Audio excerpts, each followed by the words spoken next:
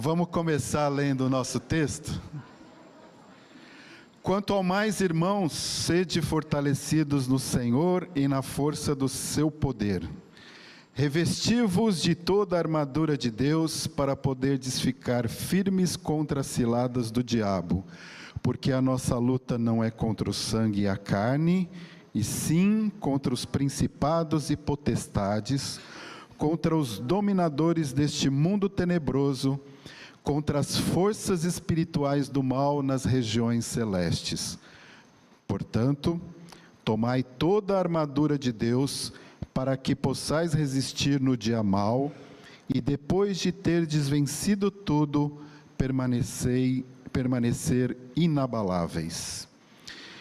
Obrigado, Pai, por estarmos aqui mais esta manhã. Obrigado, Senhor, por termos esse privilégio. Te agradecemos e, nesse momento, clamamos mais uma vez que o Senhor esteja nos ensinando, que o Teu Espírito Santo esteja trabalhando nas nossas mentes, nos nossos corações, para que possamos aprender mais da Tua Palavra, Pai.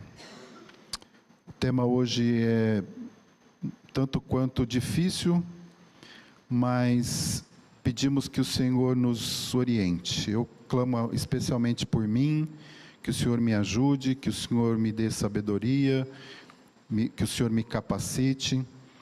Coloco o Senhor diante de Ti, para que o Senhor me use como um instrumento Teu. E clamando por isso, Pai, nós oramos em nome do Senhor Jesus. Amém. Muito bem, meus irmãos, o tema da nossa EBD de hoje é a batalha espiritual. Batalha espiritual do crente.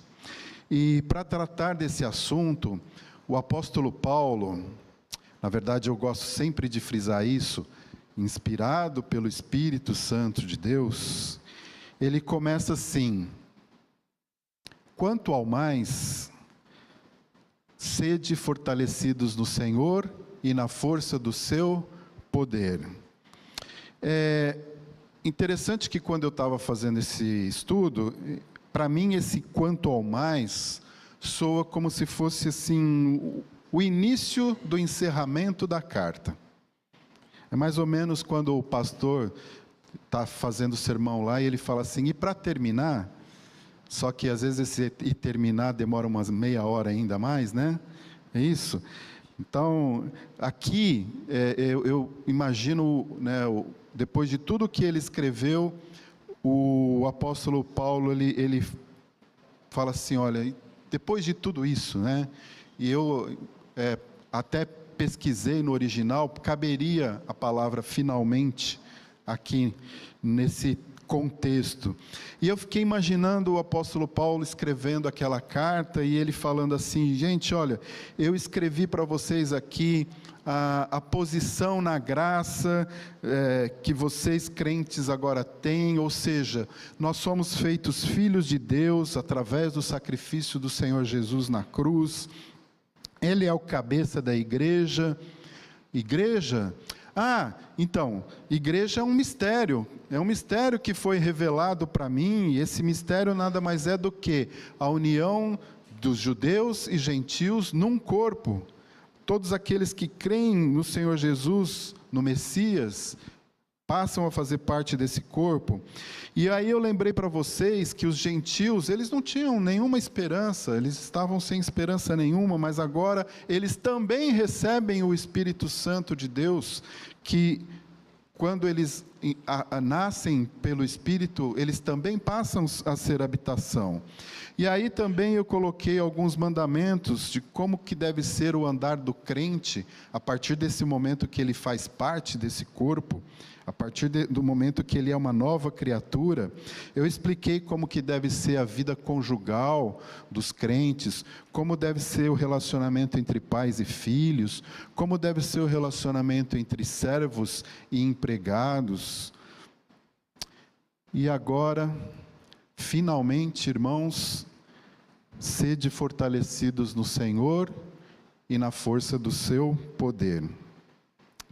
E apesar desse verso ser autoexplicativo, eu não consegui deixar de lembrar de alguns versículos, como por exemplo lá em Jó. Jó diz: ao Todo-Poderoso não podemos alcançar, que grande é em poder. Irmãos, nós já estudamos aqui, o nosso Deus é o Deus Todo-Poderoso. O poder é dele. Ele é o detentor de todo o poder. E a palavra de Deus está dizendo aqui: sede fortalecidos no poder dele, de Deus. Eu lembrei também do Salmo 46:1, que diz que Deus é o nosso refúgio e fortaleza, socorro bem presente nas tribulações. Eu citei esse verso naquela aula que eu e a Laura estivemos aqui falando do relacionamento entre marido e esposa, porque o socorro aqui é a mesma palavra que é para auxiliadora, né? Quando Deus criou a mulher. Vocês lembram disso? Então, Deus é o nosso refúgio. O poder e a força é dele. O mundo está aí falando que você é o cara, que você pode fazer o que você quiser, que você tem poder, que se você batalhar, se você agir com inteligência, você vai conseguir, você vai chegar lá. Não desista dos seus sonhos. É assim ou não é? Quantos livros nós temos aí de autoajuda? Quantos livros, quantos coaches? Bonito, né? Coaches. Nós vemos aí na internet te ensinando a ser vitorioso. Mas na parábola daquele rico cujo o campo produziu tanta riqueza, ele não tinha mais onde guardar, e aí ele fala assim: eu vou fazer um grandão, destruir tudo, vou fazer um grandão, e aí eu vou viver bem, né? Para sempre, eu vou ter uma vida tranquila. E o Senhor Jesus responde para ele como? Louco. Louco, esta noite te pedirão a tua alma, e o que tens preparado para quem será? Tudo isso aí você vai deixar para quem? Você não vai levar com você. Vai ficar aí. Então, meus irmãos, quase terminando a sua carta aos Efésios, o apóstolo Paulo nos lembra que temos que ser fortalecidos no Senhor. Foi meio tímido, mas alguém falou. Vamos ser fortalecidos em quem, irmãos? E na força do seu poder. Como é que eu faço isso na prática? Bom, isso daria uma aula de EBD, né? Só para isso. Mas sempre me vem à mente o Salmo 37, os versículos 3 a 5. A gente sabe decor, né? Confia no Senhor e faz o bem, habita na terra e alimenta-te da verdade. Agrada-te do Senhor e Ele satisfará os desejos do teu coração. Vamos falar todo mundo junto, o outro? Decor, né? Entrega o teu caminho ao Senhor, confia nele, e mais Ele fará. Isso aí. É o Senhor, é Ele. E nós estamos estudando Efésios, então eu preciso citar Efésios. Efésios diz assim: enchei-vos do Espírito. Como que eu vou viver, né, na prática, me colocando, ser fortalecido no Senhor, na força do seu poder? Encha-se do Espírito. Não é se encher de si mesmo. É se encher do Espírito. E, continuando em Efésios, dando sempre graças por tudo ao nosso Deus e Pai, em nome do nosso Senhor Jesus Cristo. É isso. Simples, né? Simples. E ainda lá em Gálatas, o apóstolo Paulo, ele escreve assim: digo, porém, andai no Espírito e jamais satisfareis a concupiscência da carne. De novo, nos orientando, nos lembrando que nós precisamos e nós dependemos de Deus para tudo. E aí nunca andar nos caminhos do mundo, mas andar no Espírito. Essa advertência ela é muito importante, porque nós vivemos uma luta entre carne e espírito, e se nós bobearmos, a nossa carne vai vencer, porque o nosso coração é corrupto, não é isso? Não sou eu que estou falando, é a palavra de Deus que diz isso. E nessa mesma carta aos Gálatas, o apóstolo Paulo ele faz uma afirmação muito incrível, porque ele diz: porque eu, mediante a fé, mediante a própria lei, morri para a lei, a fim de viver para Deus. Estou crucificado com Cristo. Esse é o batismo. Você foi identificado com Cristo naquela cruz. Logo, já não sou eu quem vive, mas Cristo vive em mim.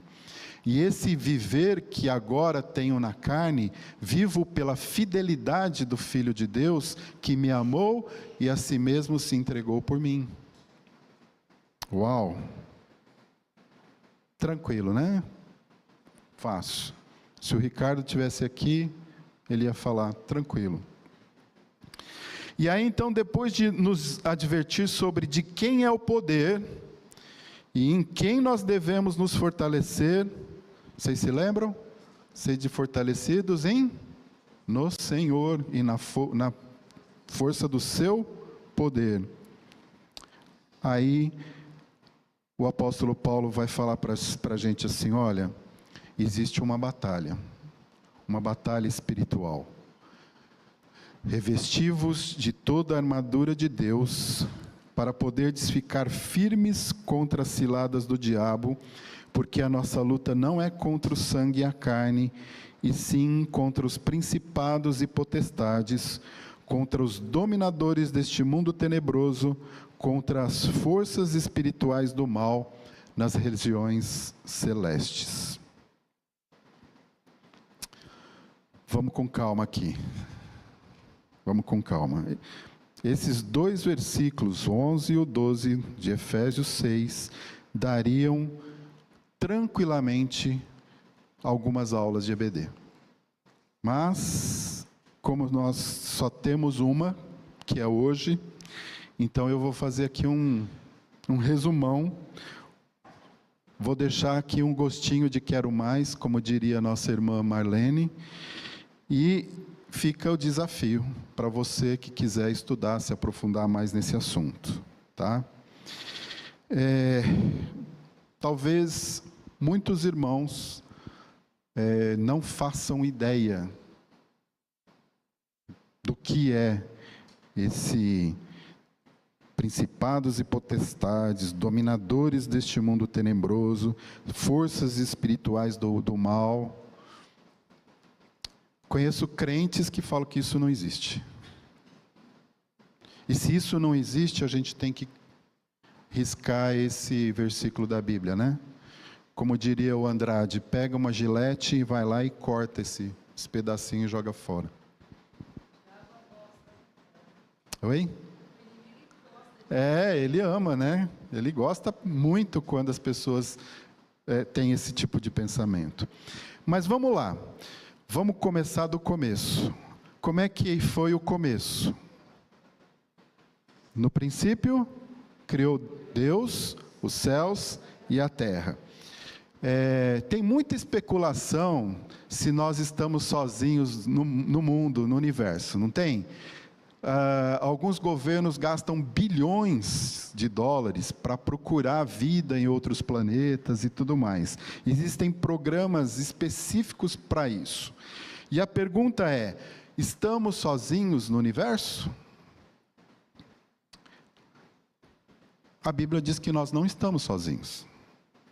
No princípio, criou Deus os céus e a terra. E quando Ele criou todas as coisas, além dele ter criado a terra, Ele criou os céus. Certo? E quando Deus criou os céus, Ele também criou os seres espirituais. A palavra de Deus revela muitas coisas sobre esses seres espirituais, que genericamente nós chamamos de anjos.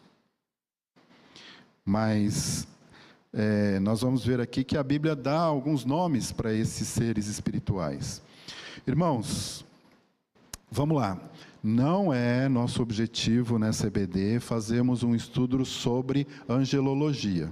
Isso aí daria um curso de 6 meses a 1 ano.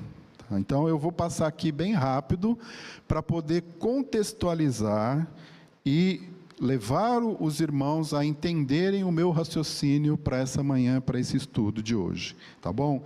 Então, assim, eu vou usar aqui a teologia sistemática do Schaeffer para mostrar para vocês a classificação que ele fez lá, por uma questão didática. Existem várias outras, eu tinha que pegar uma, e como eu tenho a teologia do Schaeffer, eu peguei a dele. Tenho outras também, mas a dele eu achei bem legal. E assim, é um assunto que desperta muita curiosidade, muitas perguntas, mas excepcionalmente sobre esse assunto que eu vou falar agora, que eu vou mostrar para vocês um resumão dos seres espirituais.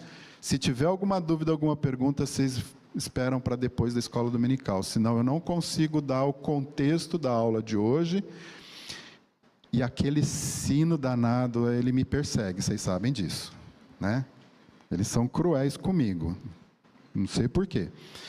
Mas, vamos lá. Então, o Schaeffer, ele começa assim, em primeiro lugar,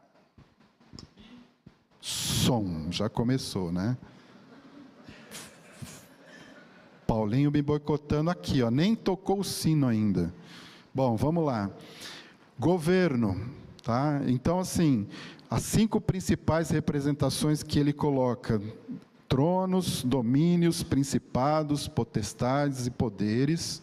Como eu falei para vocês, não é o objetivo da EBD explicar cada um deles. Isso aí a gente vai um dia, quem sabe, estudar aqui. Nós temos referências lá em 1 Timóteo 5:21 de anjos eleitos. Não temos grandes explicações bíblicas sobre esses anjos eleitos, certo? O que mais? Nós temos os querubins, os serafins e seres viventes. Rapidinho aqui, né? Os querubins, eles parecem estar relacionados com a santidade de Deus.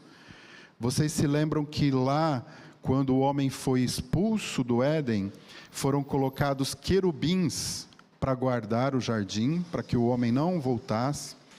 Os querubins também estavam sobre a Arca da Aliança, cobrindo a Arca da Aliança, né? Eles também estavam nas cortinas do tabernáculo, do templo, tudo separando, né? Parece que eles estão relacionados com essa santidade de Deus.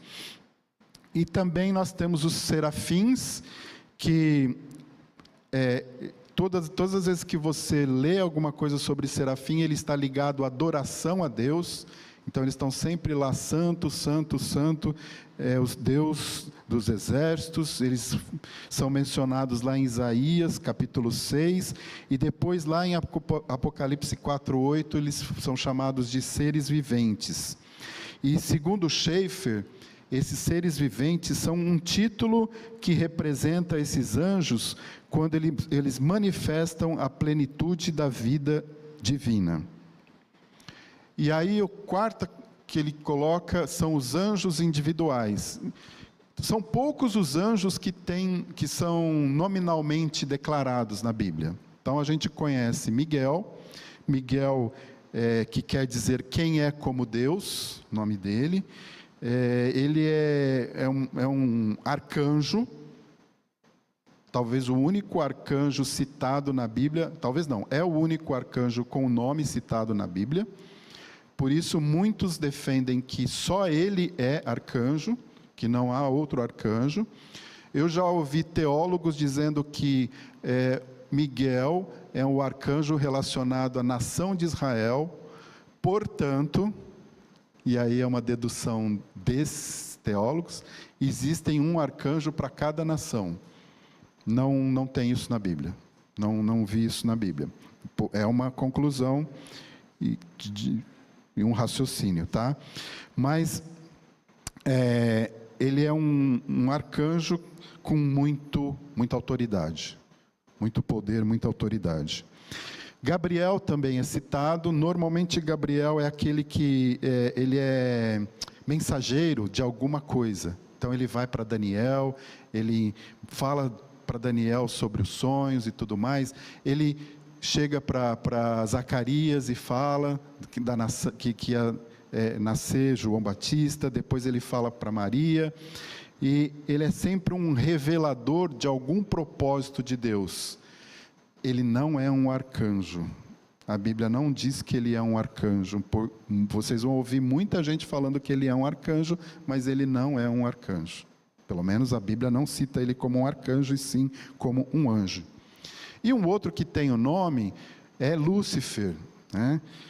Lúcifer foi o mais exaltado dos anjos, tanto por criação como por designação. Ele ocupou um cargo muito próximo às pessoas da Trindade, e talvez isso tenha sido um problema muito sério para ele, porque ele foi, talvez, o primeiro no universo que pecou, né?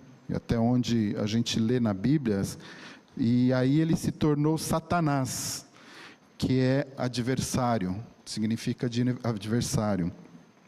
E ele aparece na palavra de Deus com cerca de 40 títulos diferentes, como por exemplo o diabo, que é difamador, caluniador.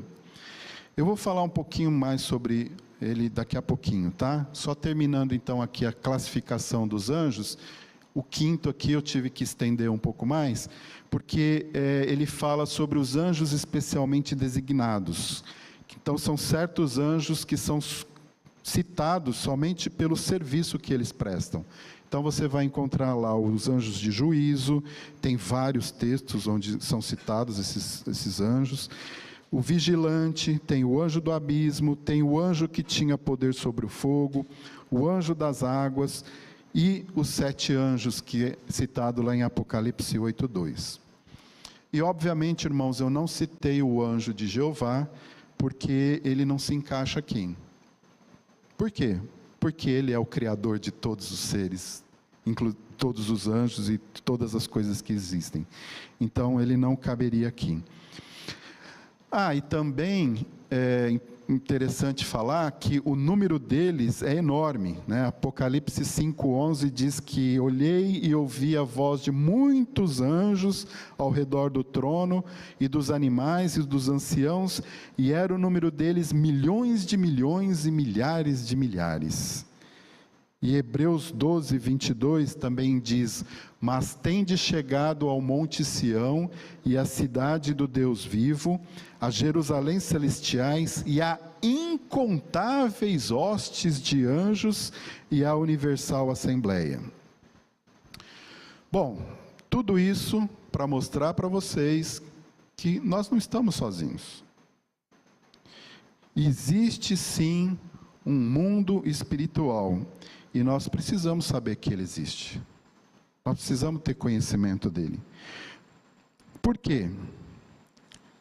E esse resumão todo dos seres angelicais que eu coloquei aqui é para mostrar biblicamente para vocês que existe sim esse mundo espiritual e nós precisamos saber que ele existe. Por quê? A resposta está no versículo seguinte.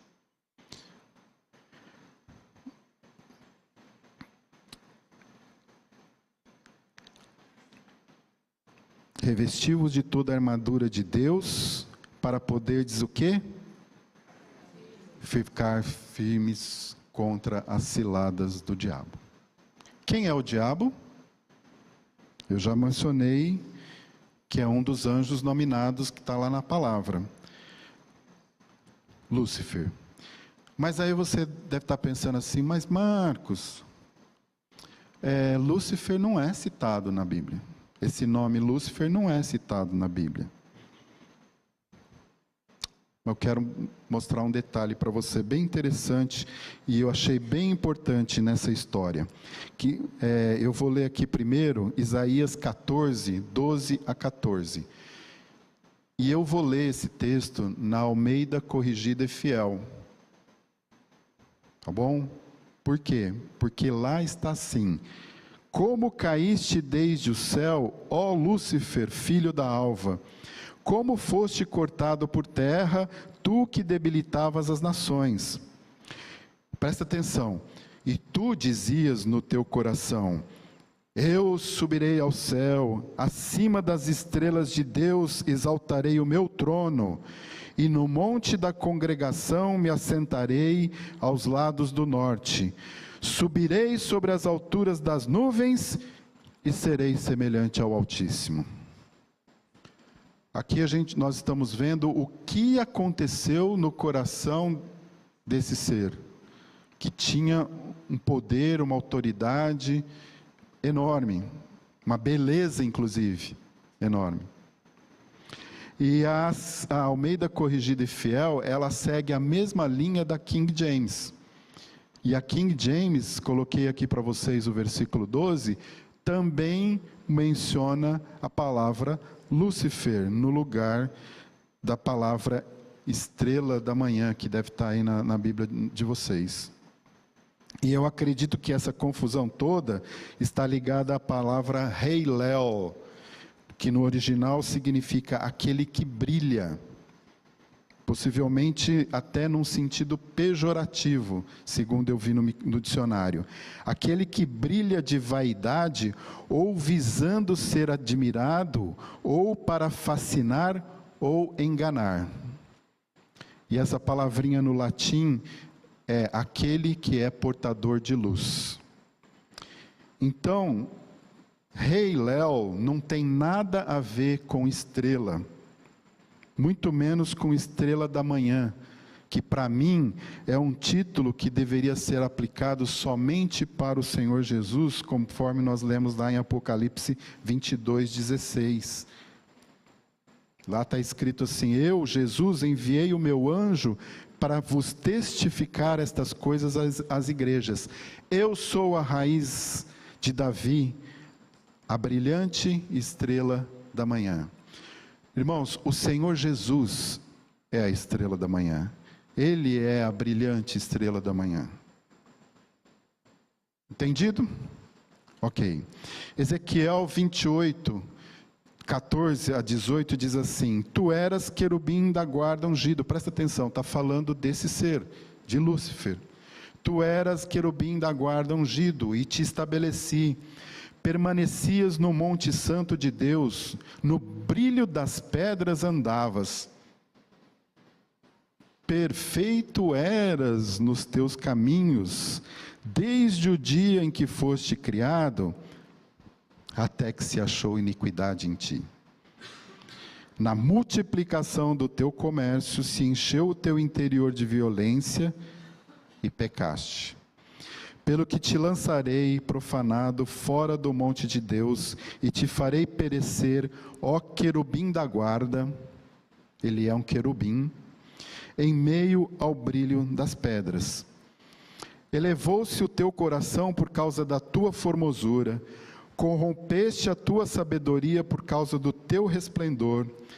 Lancei-te por terra diante dos reis, te pus para que te contemplem. Pela multiplicação das tuas iniquidades, pela injustiça do teu comércio, profanaste os teus santuários. Eu, pois, fiz sair do meio de ti um fogo que te consumiu e te reduzi a cinza sobre a terra, aos olhos de todos os que te contemplam.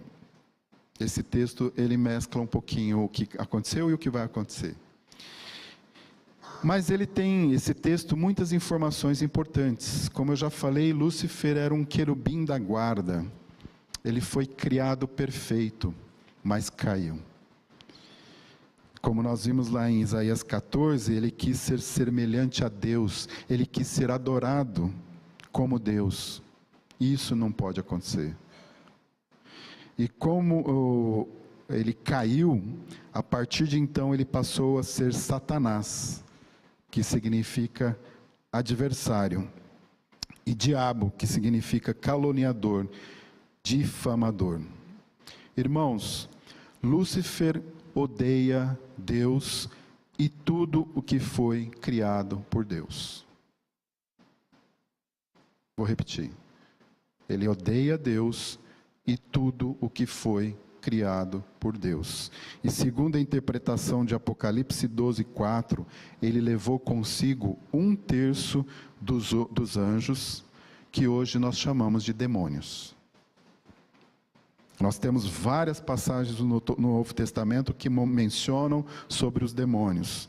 Inclusive demônios que geram doenças físicas ou deficiências, como por exemplo lá em Mateus 9, 32, 33, que o texto nos diz que o Senhor Jesus curou um homem que estava mudo, por ele estar endemoniado.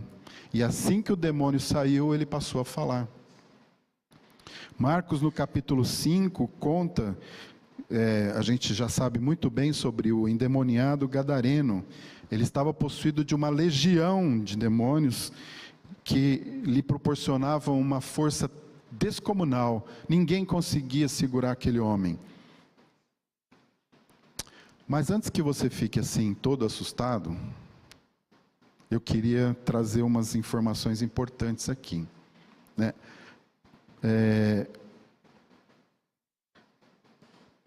Deixa eu falar uma coisa antes. 2 Coríntios 11, 14 diz assim: e não é de admirar, porque o próprio Satanás se transforma em anjo de luz. Alguém faz ideia por que eu coloquei essa imagem aí? Bonitinho, lindinho, fofinho, não é isso?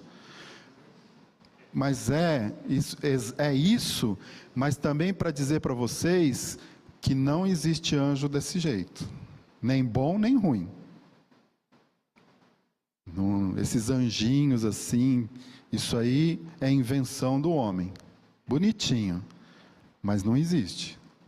Nenhum lugar na Bíblia é mencionado que os anjos são bonitinhos assim. E o próprio Satanás se transforma em anjo de luz.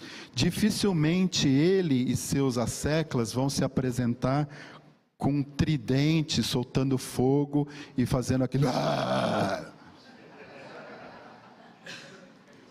Você sai correndo, né? Eu sairia.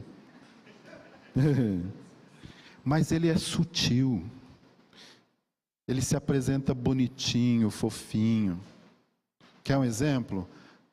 O próprio apóstolo Paulo, ele fala assim: o Espírito afirma expressamente que nos últimos tempos, alguns apostatarão da fé por o quê? O quê?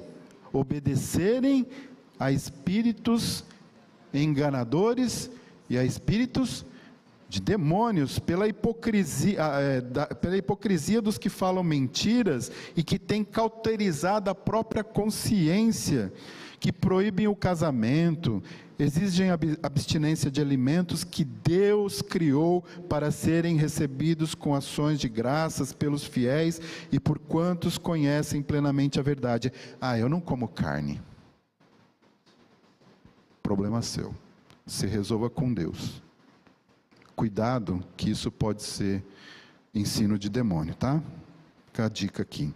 Pois tudo que Deus criou é bom, e recebido com ações de graças, nada é recusável. Eu não como camarão de jeito nenhum, gente, mas é porque eu não gosto. Eu já tentei. Não vai. Aquele treco é ruim demais. Eu sei que vocês gostam. Eu sei. Mas se você me convidar para jantar, vou jantar na sua casa, por favor, não faça um camarão para mim, porque eu vou passar vergonha. Podem comer a minha parte, fiquem à vontade. Olha só, os alimentos foram criados por tudo que é bom e recebido com ações de graças, nada é recusável, porque pela palavra de Deus e pela oração é santificado. Dê um reset aí. Desconectou o cabo? Tá bom. Eu imaginava que essa aula ia ter uns perrengues. Estou preparado. Irmãos, não sou eu que estou falando, tá? Mas é a palavra de Deus. Nos últimos tempos, e com certeza nós estamos vivendo esses últimos tempos, alguns apostatarão da fé por obedecerem a espíritos enganadores e a ensinos de demônios. Fala. A nossa luta não é contra a carne e contra o sangue. E aí, Silvio, se a palavra de Deus está dizendo que nós vivemos uma luta, não é contra a carne nem contra o sangue, então nós precisamos saber com quem é essa luta. Nós precisamos conhecer o nosso adversário. Aliás, isso é básico, né? Nós temos aqui alguns irmãos militares que provavelmente conhecem muito bem sobre táticas de guerra, essas coisas tal. Se nós vivemos uma batalha espiritual, como o apóstolo Paulo está dizendo aqui em Efésios, primeiramente nós precisamos entender e saber que nós vivemos essa batalha e precisamos conhecer os nossos inimigos. Quem são eles? Você tem consciência disso? Deu para entender onde eu quero chegar? De novo, eu vou dizer para vocês, gente, eu conheço irmãos que falam que isso não existe. E aí acaba se entregando, abrindo brecha.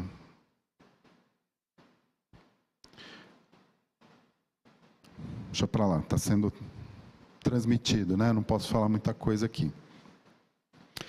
Muito bem, então o nosso texto, ele fala claramente com quem nós enfrentamos essa batalha, essa luta. Efésios 6:12. Silvio, porque a nossa luta não é contra o sangue e a carne, e sim contra os principados e potestades, contra os dominadores deste mundo tenebroso, contra as forças espirituais do mal nas regiões celestes. Deu para entender com quem nós enfrentamos essa batalha? Fala, Silvio. O microfone está por aqui, ó. Está aqui, ó.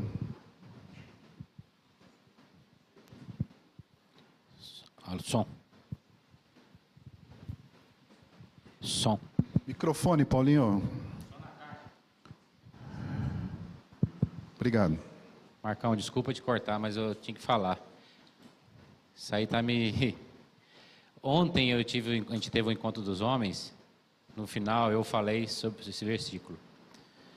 Hoje de manhã ali na frente, conversando com o Rodolfo, falei essa passagem desse versículo. Nossa luta não é contra a carne. Conversando com a Magda, pode perguntar para ela, falei desse versículo. Então nós crentes, se a gente não acordar para isso, está vacilando. Porque é esse que é o sentido da coisa. O negócio é muito além. Precisamos ter consciência, né? Ok? Que nem você falou, você tem que saber com quem que você está lutando, né? O negócio não é brincadeira. Irmãos, não existe nenhuma palavra na Bíblia para você amarrar o diabo. Eu não conheço, não entendo, nunca vi. Mas a gente precisa estar consciente de que essa batalha existe, né? E ela é contra os principados e potestades. E os principados e potestades são mencionados em várias passagens do Novo Testamento. E geralmente eles são interpretados como categorias de entidades espirituais ou forças que exercem poder. E aí, no grego, a palavra para principados é archai, ou arcai, que deriva de arque. E esse termo, segundo os dicionários aqui que eu pesquisei, ele se refere a algo que é primordial ou fundamental, e em contextos espirituais indica autoridades ou forças que ocupam um alto grau de poder e autoridade. E lá na cultura greco-romana, quando Paulo escreveu isso, arcai era usado para descrever uma classe de poderes espirituais que tinham influência nas estruturas e no governo do mundo. Vocês se lembram que alguém falou assim, o mundo jaz no maligno? E a palavra grega para potestades é exousiai, que significa autoridade ou poder. Essa palavra é diferente de dínamos, ou dinamis, que é mais associada à força bruta. Exousia envolve autoridade legítima ou poder de decisão. Então, as potestades são entendidas como forças ou autoridades espirituais que têm jurisdição em certos aspectos da vida e do mundo, muitas vezes no contexto de influências malignas que buscam desafiar o reino de Deus. Como eu disse, eles são inimigos de Deus. E aqui em Efésios 6:12, Paulo está dizendo que principados e potestades, eles estão num contexto de batalha espiritual, indicando que esses poderes são reais e eles estão ativos no mundo. E os primeiros cristãos viam esse termo com referência a forças invisíveis e espirituais que operavam em oposição a Deus. E, em termos teológicos, os estudiosos frequentemente interpretam principados e potestades como categorias de anjos caídos, ou demônios, que têm autoridade para influenciar e tentar as pessoas, além de atuar nas estruturas do mundo. Então, aqui, colocando um resumo de tudo isso que eu falei para vocês, baseado nos dicionários bíblicos e nos comentários teológicos, principados, que é archai ou arcai, autoridades espirituais de alto escalão associadas à organização e domínio, especialmente em relação a poderes malignos com influência estrutural. E potestades, exousiai, autoridades com jurisdição e poder para influenciar e controlar aspectos específicos da vida, muitas vezes no contexto de influência maligna.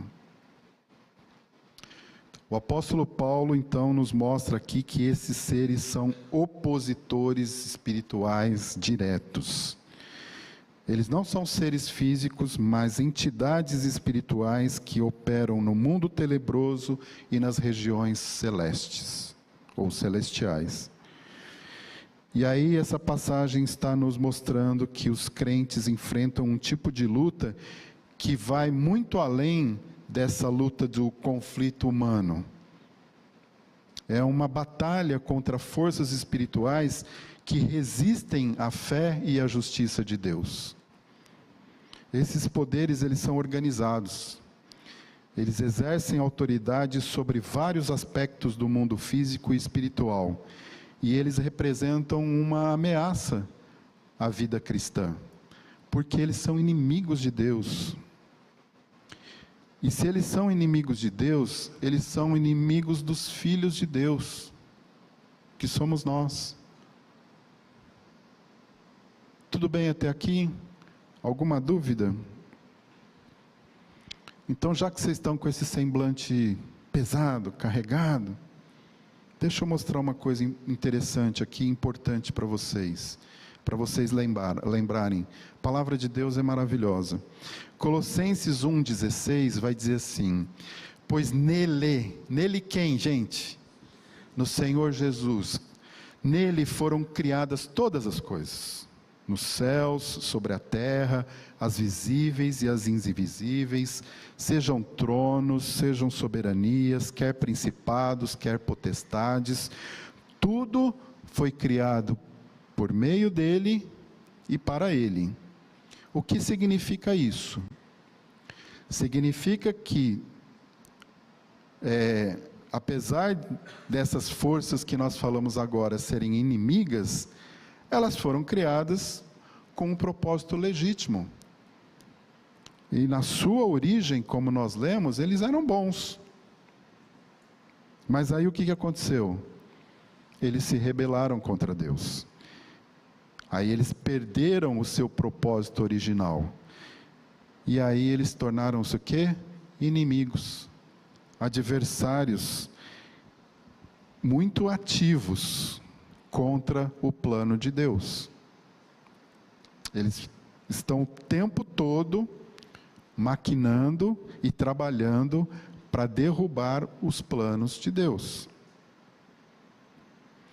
E aí tem outro ponto importante que eu queria lembrar vocês aqui, que nós lemos lá em Efésios 1, 20 a 23, que manifestou em Cristo, ressuscitando-o dentre os mortos, e pondo-o à sua direita nos céus, acima de todo principado e poder e potestade e domínio, e de todo nome que se nomeia, não só neste século, mas também no vindouro. E sujeitou todas as coisas a seus pés, e sobre todas as coisas o constituiu como cabeça da igreja, que é o seu corpo, a plenitude daquele que cumpre tudo em todos. O Senhor Jesus foi exaltado sobre todo principado, sobre todo poder, sobre toda potestade, sobre todo domínio. Ou seja, meus irmãos, o Senhor Jesus tem autoridade máxima. Ele é superior a tudo. Ele detém o controle sobre todo o cosmos, sobre todos os seres. Embora existam os inimigos, os adversários. Mas esses inimigos e adversários também estão subordinados a Ele. E tem uma coisa muito legal em Colossenses 2,15, que diz assim: e despojando os principados e potestades, os expôs publicamente, e deles triunfou em si mesmo. Tira esse semblante aí, que você está olhando para mim, se alegre, porque Ele triunfou. Olha só, gente, a vitória do Senhor Jesus na cruz derrotou todos esses poderes e limitou as suas ações, limitou a sua autoridade. Olha só o que nós temos aqui. Embora esses poderes tenham autoridade, eles exercem essas coisas horríveis que a gente vê, o Senhor Jesus venceu essas forças por meio da sua morte e da sua ressurreição. E ao despojar esses principados e potestades, o Senhor Jesus expôs publicamente a fraqueza deles. Eles são limitados em comparação com o poder de Deus. O triunfo na cruz, irmãos, indica que o Senhor Jesus anulou o domínio desses seres sobre nós, sobre os crentes. E Ele está nos revelando que esse poder que eles têm é limitado diante de Deus.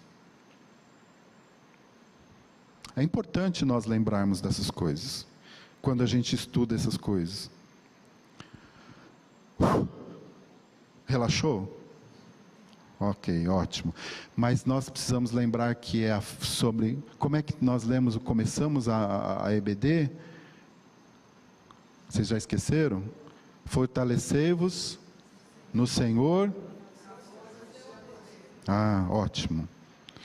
Como eu falei para vocês, irmãos, não tem nenhuma passagem bíblica que te dá poder para você amarrar ninguém. Estou certo ou estou errado? E para melhorar ainda a nossa vida, para vocês ficarem mais felizes, porque o assunto é pesado, eu trouxe Romanos 8, 38 e 39, que nós sabemos de cor. Vamos ler todo mundo junto? Porque eu estou certo de que nem a morte, nem a vida, nem os anjos, nem os principados e potestades, nem o futuro por vir, nem a altura, nem a profundidade, nem outra qualquer criatura nos poderá separar do amor de Deus que está em Cristo Jesus nosso Senhor. Aí eu lembrei do sermão do pastor Ion de Romanos 8, que Romanos 8 é a nossa segurança, é a segurança do crente. Então, esses versículos vêm o quê? Fortalecer a nossa confiança de que o amor de Deus, Ele é soberano, Ele é inabalável, Ele é independente dessas ameaças externas. Nem mesmo essas entidades poderosas têm a capacidade de nos separar do amor de Deus que está em Cristo Jesus, nosso Senhor. Essa passagem enfatiza que, apesar de toda a influência e autoridade desses seres malignos, o seu poder é limitado e não pode interferir no nosso relacionamento com Deus. Então, se você tiver fortalecido no Senhor, no poder dEle, relaxou? Maior é o que está em nós. Isso aí.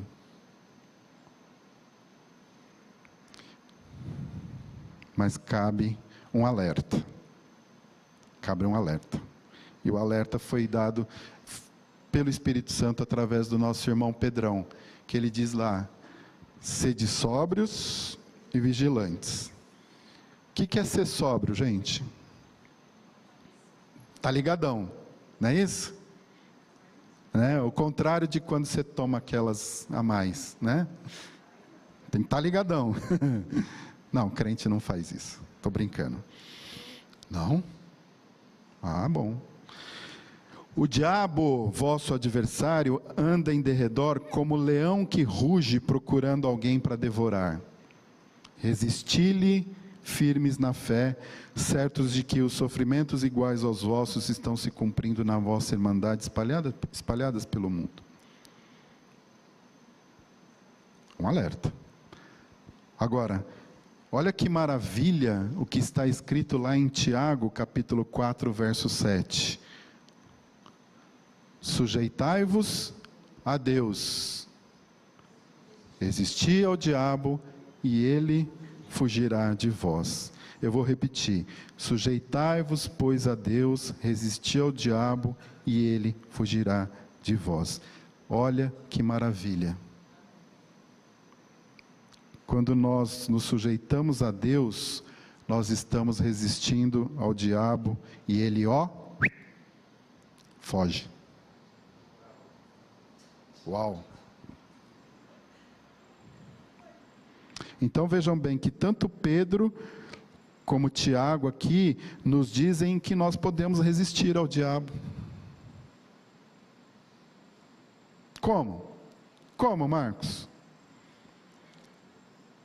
Vigilantes, sendo vigilantes e nos sujeitando a Deus. Sim.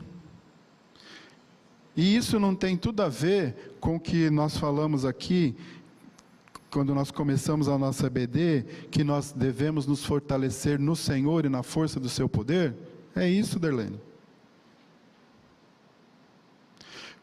Porque se você for tentar, você, minha filha, minha irmã querida, enfrentar, e você sabe muito bem o que eu estou falando, você, o Cassoli já estiveram lá, né? Vocês sabem que a cara vai quebrar. Não é só a cara não, né? É. Então, gente, nós devemos nos fortalecer no Senhor e na força do seu poder. Vocês entenderam por que o apóstolo Paulo começa esse assunto com essa afirmação, com essa ordem? Sede fortalecidos no Senhor e na força do seu poder? Porque se a gente for por conta própria, nós vamos quebrar a cara. Nós vamos cair do cavalo, literalmente. Então não se esqueçam disso, irmãos, isso é muito importante. E aí, no último versículo do nosso texto base de hoje, o Espírito Santo vai nos ensinar como que nós devemos ir para essa batalha espiritual. E aí o que nós lemos lá em Efésios 6,13? Portanto, ou seja, já que essa batalha existe, agora vocês sabem que ela existe, que ela não é contra a carne, contra o sangue, mas contra as potestades e principados e contra os dominadores malignos desse mundo. Tomai toda a armadura de Deus, para que possais resistir no dia mau, e depois de tendes vencido tudo, permanecer inabaláveis. Então, primeiro, nós precisamos ter consciência que essa batalha é espiritual, e para isso nós precisamos estar preparados com armas espirituais. Deu para entender? Essa batalha contra principados e potestades, ela exige a confiança em Deus, no fortalecimento em Deus, na força e no poder dEle, e aí nós vamos usar a armadura dEle. A armadura de Deus. que nós vamos estudar na próxima EBD, domingo que vem. Não dá tempo da gente falar da armadura hoje, obviamente, daria também muitas aulas, mas a gente vai estudar sobre essa armadura no domingo que vem. Amém? Alguma dúvida, alguma pergunta? Até aqui? Levantar a mão as duas juntinho. Porque assim, tudo bem, eu andei por outros caminhos, mas já crente, se eu não andar em obediência à palavra de Deus, como crente, eu também dou brecha. Apesar de saber que o Senhor, que nada me afasta do Senhor. Não é verdade? Não se esqueça que ele é o acusador, né? Então, além de acusador, se eu não obedeço, se eu não ando segundo as leis do Senhor, eu dou abertura para o inimigo agir na minha vida, concorda? Concordo. Silvia. O Vanderlei não está aí para perguntar para o Vanderlei, né? Pois é, tenho que perguntar para você. Então vai perguntar para mim. Nem o pastor está aí para responder. Sobrou para você. Sobrou para mim. O Cassoli está aí. Eu até fiz essa pergunta para você antes, eu queria fazer uma pergunta e uma colocação em seguida. Principados e potestades são somente do mal? Olha, todos os textos que eu procurei, que eu li, são do mal. Estão relacionadas a um contexto de adversário de Deus. Tá. E uma coisa também que a gente percebe em tudo isso que a gente viu, que é maravilhoso na palavra de Deus, a gente encontrar essas defesas, né? É que, como nós cristãos devemos praticar uma vida que deve ser assim, o estilo de vida. A gente tem que estar sempre prestando atenção em tudo isso, mas a gente pensa, se for por nós mesmos, como você falou, a gente não dá conta nem só de vencer, como de aguentar o tempo todo, ficando na defensiva. Graças a Deus que, sujeitando ao Senhor, é Ele que vai vencer por nós e cuidar, né? É isso. Sim. Eu vou responder isso daqui a pouquinho. Assim,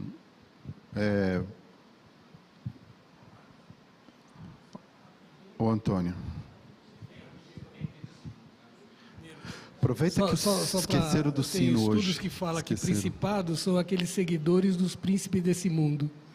E potestades são os anjos caídos, né? Sim, podemos seguir. É que existe várias classificações com esse termo, tá, gente? Mas é isso. Olha lá, foi só falar, lembrei eles, né? Tinha que ter ficado quieto, eu fui lembrar. O cara correu pegar lá o sino. Rapidinho. Isso aí. Então aí, gente, nós vamos... eu gosto sempre de fazer um resumão no final, né? Aquela clássica pergunta, o que nós aprendemos hoje? Que é para você sair daqui assim, né? Com essa carinha que está esse emoji aí. Né? É isso aí. Então, primeiramente, vamos lá. Obviamente, nós devemos nos fortalecer na força e no poder do único Deus vivo e verdadeiro. Alguém ficou com alguma dúvida sobre isso? Não? Então tá bom. Ótimo. Não vou nem repetir mais isso. 2, nós vivemos uma batalha espiritual contra os principados e potestades. Tá, Silvia? Aí eu estou colocando como uma classificação de anjos caídos, certo? Que são nossos inimigos de Deus. Tá bom? Que mais? Alguém lembra de alguma coisa? Devia ter perguntado antes, mas eu coloquei aqui também o seguinte: para essa batalha, nós temos que nos revestir com a armadura de Deus, e como está escrito lá no item 1, nos fortalecermos na força e no poder de Deus. E aí, respondendo para você, Silvia, a gente falou sobre encher-se do Espírito e andar conforme nós estudamos esse semestre inteiro em Efésios. A carta aos Efésios, Colossenses, Romanos, todas as cartas, principalmente do apóstolo Paulo, mas eu gosto muito das cartas de Pedro também, Tiago, nos ensinam, nos mostram como deve ser o andar do crente. E é isso. Mas nós precisamos sempre nos lembrar que a força é dele e que o poder é dele. E que apesar do nosso inimigo ser poderoso e ter autoridade, o Senhor Jesus já foi vitorioso sobre eles. E nós temos essa garantia, né, e essa proteção. Agora, vamos viver em oração, vamos pedir, clamar sempre proteção pelo Senhor. Vamos clamar sempre para o Espírito Santo estar nos orientando, estar nos capacitando, estar nos ensinando. Irmãos, eu já vivi uma situação aqui que eu não sabia mais o que fazer. A coisa estava complicada. E aí o Espírito Santo deu um toque, faz isso. E eu fiz. E resolveu. Mas foi na força e no poder dele. Você tem que sempre lembrar disso. Tá bom, meu irmão? Tá? O que mais? E aí então nós podemos, né, nos fortalecendo na força e no poder de Deus, nós nos revestirmos com a armadura de Deus, nós podemos então resistir ao diabo, e ele vai fugir de nós. E aí essa batalha ela já está ganha, né? Eu trouxe aqui uma reflexão bônus para vocês. Quando eu estava preparando esse tema aqui, eu falei, vai dar tempo de eu falar sobre isso. Está lá em 1 Coríntios 15, 24, que diz assim: e então virá o fim, quando ele quem? Senhor Jesus, entregar o reino ao Deus e Pai, quando houver destruído todo o principado, bem como toda potestade e poder. Olha que lindo isso.